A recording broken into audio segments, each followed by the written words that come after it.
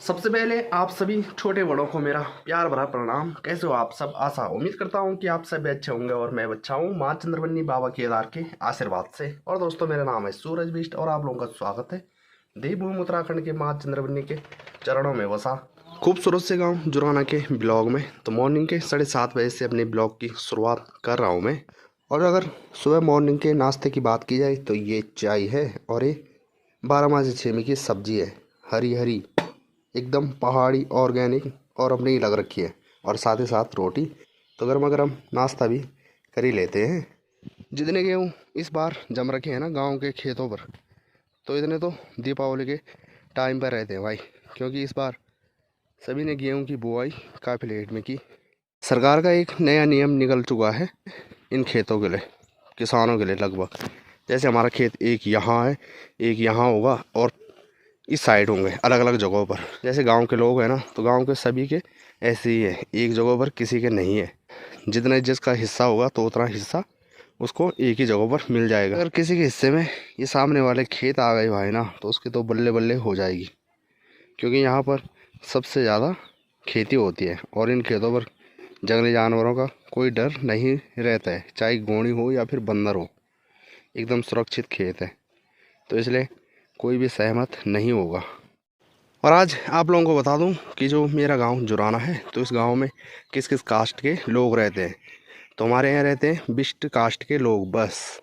और वैसे यहाँ कुल मिला के 35-40 मवासे होंगे, यानी कि परिवार। पर लेकिन लगभग आधे से ज़्यादा लोगों ने पलायन कर लिया है। चलिए जी, टाइम की बात करें, सुबह मॉर्निंग के 11 टाइम हो रहा है और इस टाइम जा रहा हूँ मैं जाम निकाल। कुछ ज़रूरी काम है, तो इसलिए सुबह मॉर्निंग में ही निकल पड़ा हूँ मैं। और साथ ही साथ अपने लिए लाऊंगा जुकाम की दवा। गुनगुनी सी धूप है, तो इसलिए गाय बैली मज़े से सेक रहे हैं भाई। जो ये वाली जगह है ना, ये उलखेरी तब्बड़ के थोड़ा ऊपर और नेगरी के थोड़ा नीचे है। और ये वाली इतनी ख़तरनाक जगह है ना, पहले के लोग कहते हैं कि रात के टाइम अगर कोई अकेला आ गया इस रास्ते, मतलब इस रोड पर पैदल, तो भाई साहब वो तो उसका हाल बेहाल कर देते थे, पत्थर चला चला के। मतलब काफ़ी ज़्यादा डरावनी जगह है यहाँ पर। कई जगह होते हैं ना भूत आदि जगह, तो भूतों का प्रकोप, पहाड़ है तो पहाड़ों में भूतों का प्रकोप तो होता ही है। और उलखेरी तप्पड़ यहाँ का नाम इसलिए पड़ा क्योंकि आप लोगों को एक ब्लॉग में बताया था मैंने कि आछड़ियों की उलख्यालियाँ यहाँ ऊपर देखने को मिली थी, तभी यहाँ का नाम उलख्याली है।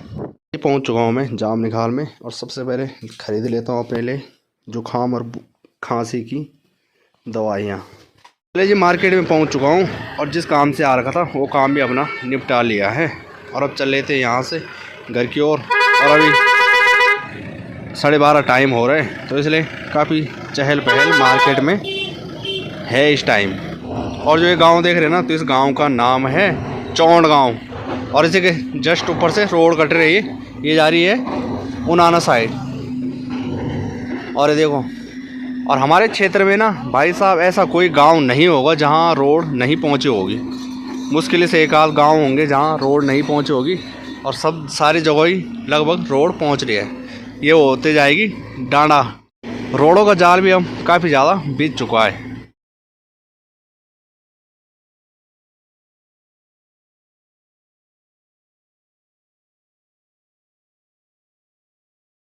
कॉलेज की लड़कियों की बात करें तो देखो भाई, आज सबसे ज़्यादा भीड़ नज़र आ रही है, और ज़्यादातर इस कॉलेज नेगरी वाले कॉलेज में है लड़कियां।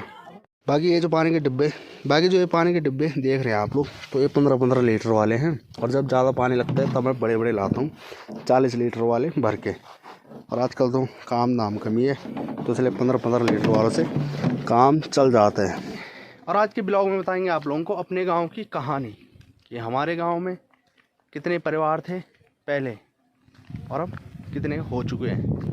और अगर अपने गांव की बात करें और गांव के खेतों की बात करें, तो पहले हमारे दादा और कहते थे कि जो कि हमारा गांव भी पहले कोटी भैंसोली हुआ करता था, मतलब ऐसे ही कुछ था।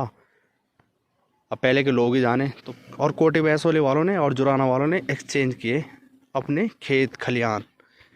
और हमारे गांव में पहुंचे थे 3 भाई, और 3 भाइयों का काफ़ी बड़ा परिवार हो चुका है। गढ़वाली भाषा में कहते हैं परिवार को मवासा। तो कम से कम 40 एक मौसे तो हो ही चुके होंगे भाई। पर लेकिन जितना बड़ा आप लोगों को गांव नज़र आ रहा है और जितने मौसे मैंने आप लोगों को बताए तो उतने घर में कम रहते हैं। पिंकी भी रेडी हो रखी है कि कुछ खाने के लिए होगा और उसके मुंह पर देखो भाई ऐसा गंदा वाला फील महसूस हो रहा है। इसको देख के क्या ही बोले, इसके मुंह से अभी तक नहीं निकला वो जो फंस रखा है। ये हमारे हत्ते ही नहीं चढ़ रही भाई, हत्ते चढ़ती तो हम कुछ करके इसके मुंह से निकाल ही लेते। और जैसे मैं भी कह रहा था कि जो कि हमारे गांव के लोग थे तो उनका गांव था कोटी भैंसोले और कोटी भैंसोले वालों का गांव था यहाँ, तो ऐसा नहीं था ना? गाँव नहीं था, यूं खेत भैंसोले था ही, कोटी भैंसोले। पहले इतने दूर जाते थे?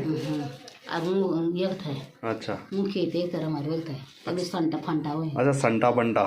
तो पहले संटा फंटा था वही। अच्छा अच्छा। वक्त दिन पहले बार। तो वहाँ के लोगों ने मतलब वहाँ के लोगों के खेत यहाँ थे, यहाँ के लोगों के खेत वहाँ थे। तो आज सुनी दोस्तों आप लोगों ने मेरे गांव की कहानी कि कैसे कैसे यहाँ क्या हुआ था। और मैं तो भाई खुद को खुश नसीब समझता हूँ कि माँ के चरणों में मेरा गांव है और माँ के दर्शन सुबह शाम दिन रात होते ही रहते हैं।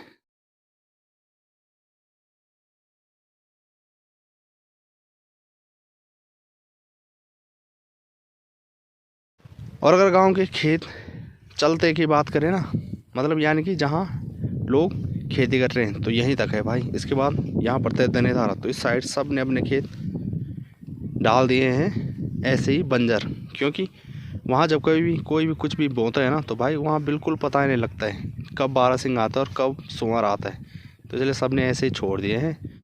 पिछले टाइम जब उस साइड गेहूँ बो रखे थे तो उस टाइम तो लोग गेहूँ लेने के लिए गए ही नहीं भाई, जब रखे ही नहीं जंगली जानवरों ने। और इस बार चौराई था तो चौराई भी नहीं हुआ।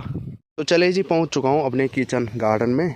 और बसकाल यानी कि अगस्त सितंबर के टाइम पर यहाँ हमारी राई वगैरह लगाई हुई रहती है, साथ ही साथ मूली और ये पत्ता गोभी तब से चली आ रही हैं। पर लेकिन जैसे पत्ता गोभी है ना तो पहले शुरुआत में सही होती है, उस टाइम जो कि बारिश वगैरह होती है। और आजकल जो कि बारिश नहीं होती है तो इसलिए कुछ फूल हो रहे हैं और कुछ नहीं हो रहे हैं। और इसके बाद इस खेत पर पता नहीं क्या लगाएंगे, इसके बाद क्या लगाना है इस खेत पे, तो इस वाले खेत पर लगेंगे आलू। आलू लगते हैं मार्च के महीने, कब लगते हैं? फरवरी मार्च। तो फरवरी मार्च में इस खेत पर आलू लगेंगे, तब तक इस खेत पर जो हो रहा है तो ऐसे ही होने देना है। और इस टाइम ये क्या है, किस चीज़ का बीज है? राई। तो राई का बीज इकट्ठा किया जा रहा है।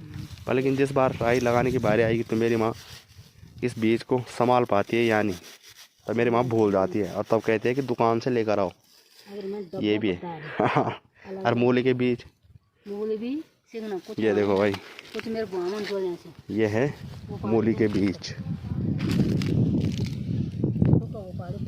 ये वाले, तो इनको इसी तरह से सुखाना है।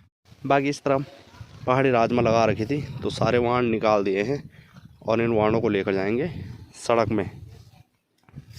इस बार जो राई की पौध है ना तो मुझे लग रहा है कि जो अगर ये सही सलामत बच जाएगी तो काफ़ी है। तो इस बार जो 12 मासे की छेमी की बेल है तो इस पर ठीक ठाक ही हुए। ये देखो, अगर सब्जी की बात करें तो सब्जी काफ़ी टेस्टी होती है इसकी। अरे वाली जो 12 मासी छेमी है ना तो ये लगभग सारी जगह होती है, ठंडे इलाकों में, गर्म इलाकों में, यानी कि गंगाड़ हो चाहे फिर पहाड़ हो। और मैंने अपनी माँ को कहा कि जैसे मीठे करेले है ना कंकोड़े, तो कंकोड़े की बेल भी लगानी चाहिए भाई, क्योंकि मार्केट में 40 रुपये किलो दुकानदार ले रहे हैं। ये देखो पत्ता गोभी, तो कई फूल हैं तो कई अभी तैयार हो रहे हैं और कई इसी तरह से रहेंगे भाई। इन पर अब बीज आएगा तो बीज भी काम आएगा हमारे।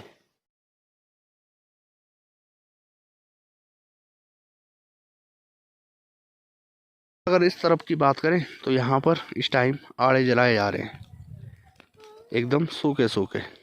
ये देखो भाई कंकोड़ों का साइज अब इतने बड़े बड़े हो चुके हैं और कुछ दिन बाद और भी बड़े होंगे। उसके बाद इनके बीज निकालेंगे हम बाहर और इनको सुखाएंगे। और ये देख सकते हैं पहाड़ी राजमा बची कुची रही होगी हमारे खेत पर। और ये काले काले बीज है जो, तो ये है कंकोड़ों के बीज। जब ये हरे रहते हैं तब तो इनको खा सकते हैं, और जैसे ही ये काले होते हैं इस तरह के तो इनको खाना नहीं चाहिए, यानी कि ऐसे सुखाने के लिए डाल देते हैं इसको, अगले साल काम आएंगे। और अगर इन बीजों की बात करें तो भाई ऐसे लग रहे हैं जैसे कि लकड़ी के चूरे होंगे, लग रहे कि नहीं लग रहे हैं। हर कोई पहचान नहीं करवाएगा कि ये कंकोड़े के बीज है। दवाइयाँ लेकर आए मैं जाम निकाल से। और भाई हमारे यहाँ ठंड की बात करें ना तो जनवरी वाली ठंड याद आ रही है भाई इस टाइम।